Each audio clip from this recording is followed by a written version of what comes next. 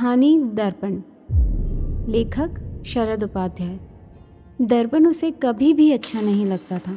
कारण यही रहा था कि उसके नाक नक्श बिल्कुल सुंदर नहीं थे। काला रंग, चौड़ा माथा, मोटे होठ, नाक असाधारण रूप से फैली हुई, छोटी छोटी आंखें व दुबला पतला शरीर। 20 वर्ष की उम्र कुछ अधिक नहीं थी, पर युवावस्था के आगमन के प्रारंभिक वर्ष उसने तनाव व कुंठाओं के साए में निकाले थे, जिससे उसकी उम्र भी अधिक लगने लगी थी। चंद सफ़ेद बालों ने उसकी चिंता बढ़ा दी थी। दर्पण उसे हमेशा उसकी हकीकत का एहसास दिलाता रहता, पर फिर भी पता नहीं क्यों उसका अधिकांश समय दर्पण के सामने ही निकलता था। यह उम्र ही ऐसी है। इसकी दहलीज पर जो भी खड़ा होता है, सपने खुद ब खुद चलकर उसके इर्द गिर्द जमा हो जाते हैं। प्रत्येक सपना सुंदरता के आस पास मंडराता रहता है। खूबसूरत लगने की चाहत अन्य सभी इच्छाओं को पीछे छोड़ देती है। शारीरिक दोष भले ही कितना बढ़ चढ़कर बोले, पर मन के पास वो कान ही कहाँ रह पाते जो उन आवाज़ों को सुन पाते। सच्चाई के स्वर भले ही कितने कड़वे हो, पर मीठी चाशनी में लिपटी कल्पनाओं तक कहाँ पहुँच पाते हैं। कोपल जानती थी वो बच्ची नहीं रही थी। 20 वर्ष की हो चली थी। गाहें बगाहें उसकी शादी की बातचीत हो ही जाती थी, पर कुछ चीज़ें उसे अंदर तक तोड़ जाती। उसकी कुरूपता उस समय और मुखर हो उठती जब वो अपनी किसी सहेली के साथ निकलती। वो बहुत चाहती थी कि कोई निगाह उस पर ठहरे और बस उसी तक सिमट कर रह जाए। बस इसीलिए वो बार बार दर्पण के इर्द गिर्द मंडराती रहती। उसके पास एक छोटा सा दर्पण था, नक्काशीदार।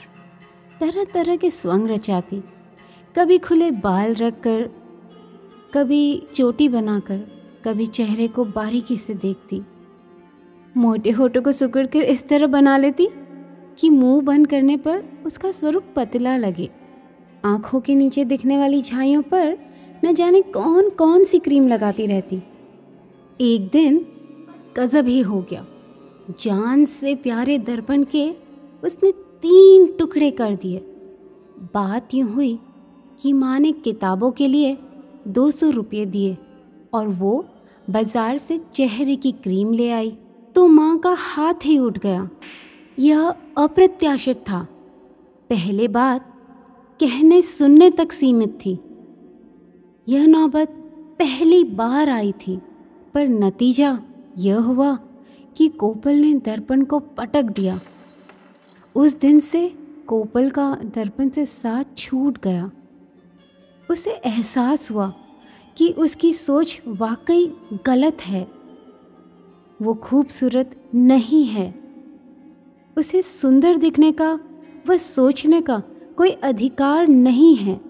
अब उसे अपनी सहेलियों की सुंदरता से ईर्ष्या भी नहीं होती थी। दिन बीतने लगे और करीब 1 माह गुजर गया। एक दिन अचानक परीक्षा फॉर्म पर फ़ोटो लगाने की ज़रूरत पड़ी। उसने घर में देखा, कोई फ़ोटो नहीं था। पास ही में फ़ोटो की एक दुकान थी। दुकान पर उसके अलावा कोई ग्राहक भी नहीं था। आहट सुन डार्क रूम से एक नवयुवक बाहर निकला। उसने तत्परता से कोमल को कुर्सी पर बिठाया और कैमरा सेट करने लगा। नवयुवक हम उम्र ही था। वह शक्ल सूरत से स्मार्ट लग रहा था। मैडम, ज़रा बाल खोल लीजिए। अरे आप तो ऐसे ही खींच दीजिए।